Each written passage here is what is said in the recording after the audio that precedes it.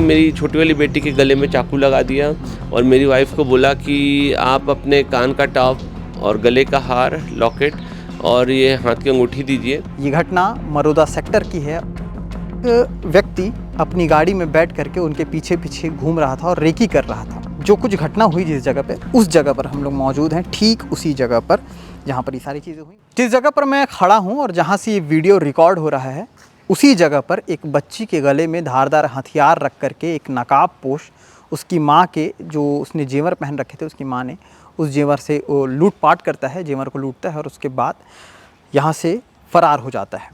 ये घटना भिलाई की है, ये घटना मरोदा सेक्टर की है और ये घटना ए पॉकेट, मरोदा सेक्टर में जो ए पॉकेट है, क्वार्टर नंबर 11B, वहाँ पर रहने वाली एक महिला जो अपनी 2 बच्चियों के साथ आई हुई थी, उनके साथ ये पूरी घटना घटी। क्या कुछ घटना है बताने के लिए मैं सीमांत कश्यप आपके सामने हाजिर हूँ। कैमरे के पीछे सचिन भाव हैं हमेशा की तरह, और उस वक्त जो कुछ घटना हुई जिस जगह पे, उस जगह पर हम लोग मौजूद हैं, ठीक उसी जगह पर जहाँ पर ये सारी चीज़ें हुई। मेरे एक तरफ DPS स्कूल का वो उसकी दीवार है और स्कूल है, दूसरी तरफ क्वार्टर्स हैं। क्वार्टर के दीवार पे एक कैमरा भी लगा है, लेकिन कैमरा बदकिस्मती से चल नहीं रहा है। अब सबसे बड़ी चीज़ ये है कि ये रोड बेसिकली एकदम सुनसान है। दिन के समय इतना सुनसान है तो सोचिए रात के समय यहाँ पर क्या कुछ होता होगा। अब आते हैं सीधे पॉइंट पे। हुआ ये था कि 18 तारीख को रात के करीब 9:45 पे यहाँ घटना हुई और इस घटना से पहले ही उस नकाबपोश शख्स ने रेकी शुरू कर दी थी। शुरू ये हुआ था कि जब सुमन साहू जो हैं अपनी 2 बेटियों के साथ अपने घर से निकलती हैं अपनी गाड़ी में, और सबसे पहले तो वो आत्मानंद पार्क जाती हैं। आत्मानंद पार्क के पास वहाँ पर वो घूमने के लिए गए हुए थे। वहाँ से वो लोग फिर राणा इलेक्ट्रिकल, एक शॉप है, वहाँ जाते हैं कुछ सामान लेने के लिए। इस दौरान एक व्यक्ति अपनी गाड़ी में बैठ करके उनके पीछे पीछे घूम रहा था और रेकी कर रहा था। उस समय हालांकि अंदाज़ा नहीं होता, और कोई भी हो, जब तक कोई घटना नहीं घटती उससे पहले उसे कोई अंदाज़ा नहीं होता है। वैसा ही सुमन के साथ हुआ। 2 बच्चियों के साथ वो दुकान जाती हैं, सामान लेती हैं, सामान लेने के बाद वापस अपने घर की ओर आ रही होती, तभी यहाँ पर जैसे ही उनकी गाड़ी आती है, सामने से वो नकाबपोश व्यक्ति अपने गाड़ी के साथ आता है और सामने ले जा कर के गाड़ी को टिका देता है। जैसे ही वो व्यक्ति गाड़ी को यहाँ पर रखता है, हड़बड़ा जाती हैं सुमन, और उसके बाद जो कुछ होता है, इस पूरी जानकारी को सुमन के जो पति हैं मुकेश साहू, उन्होंने हमारे साथ बातचीत की है, चर्चा की है।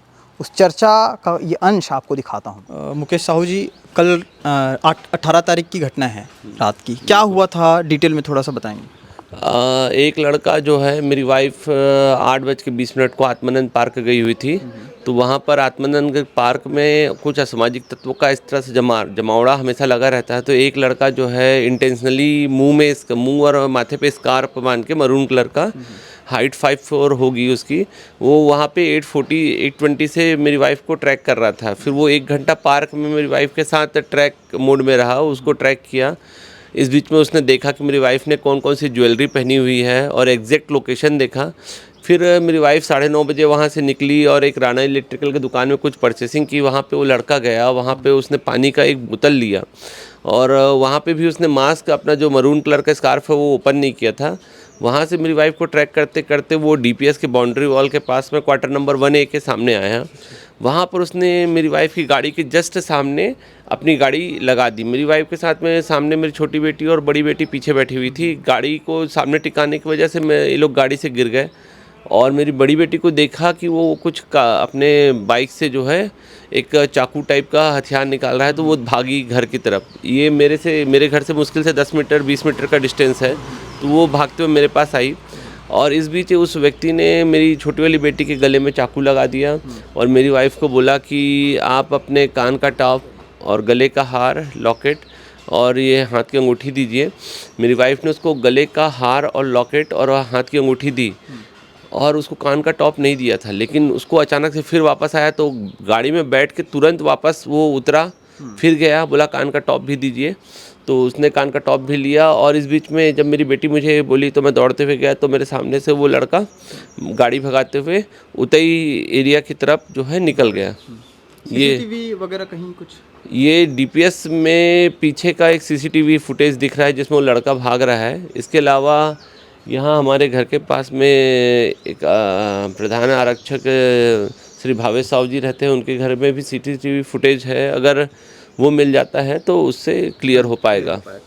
इससे पहले कभी उसको देखा गया था इस टाइप के या फिर कोई संदिग्ध देखिए, राणा इलेक्ट्रिकल वाले भैया का कहना था कि मैंने वो लड़के को पहली बार देखा है। अच्छा। और ये संदिग्ध गतिविधियाँ जो वो फुल्ली मास्क जो स्कार्फ लगा कर रखे रहते हैं, ऐसे लड़के आए दिन हमारे मर्दा सेक्टर में दिखते हैं।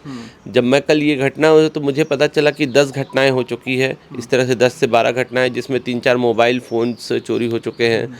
और एक सर बताए थे कि उनको धक्का मार के 2 लड़कों ने गिरा दिया था और उनका जेब में टटोला, लेकिन कुछ नहीं मिला तो छोड़ के भग गए।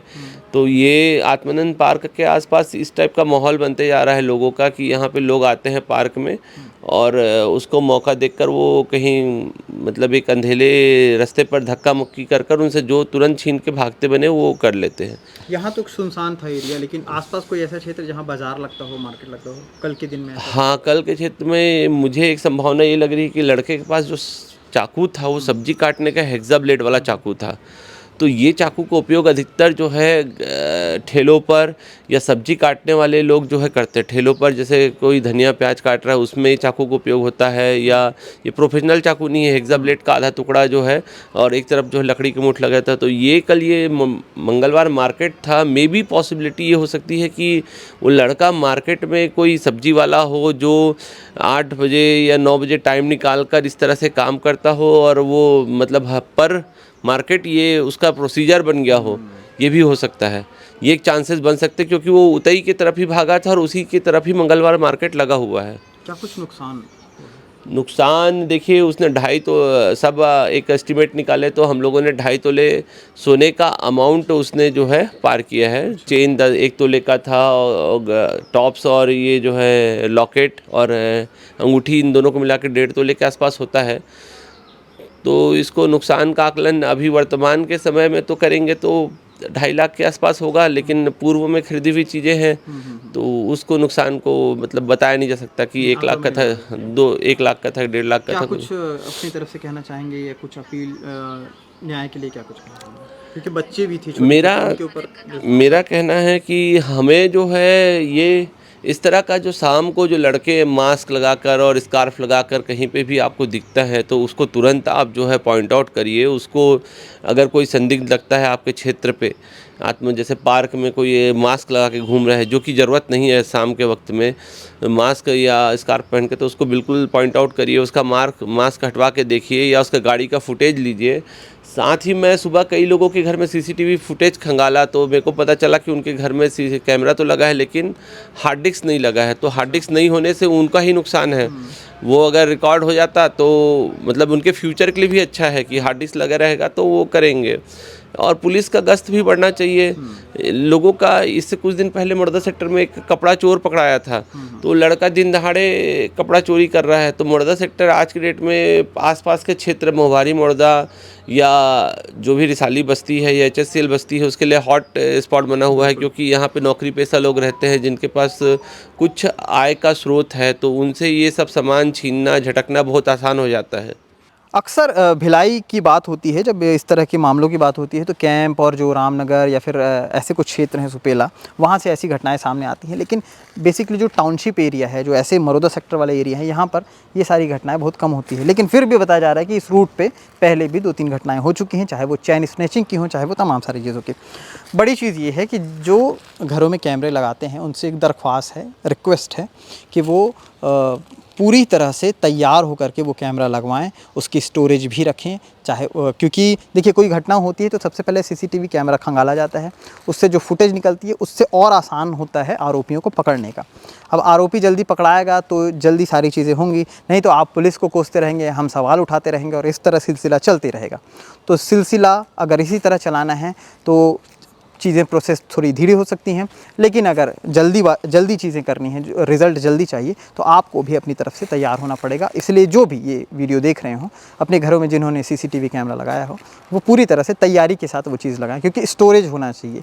पता चला किसी का DVR काम नहीं कर रहा है, किसी का कुछ काम नहीं कर रहा है, ये थोड़ी सी चीज़ें जो हैं और लेट लतीफ़ी हो सकती है। लेकिन एक बड़ी घटना है, 2 बच्ची और एक बच्ची, छोटी बच्ची के गले पर इस तरह से धारदार हथियार रख कर के हरकत करना, ये भी भयावह है उस माँ के लिए, क्योंकि बच्चियों के प्रति जो भाव रहता है, बच्चियों को तो कुछ अंदाज़ा नहीं था जिस तरह उनके पिताजी बता रहे थे, लेकिन माँ को खासकर ज़्यादा डर अभी भी है।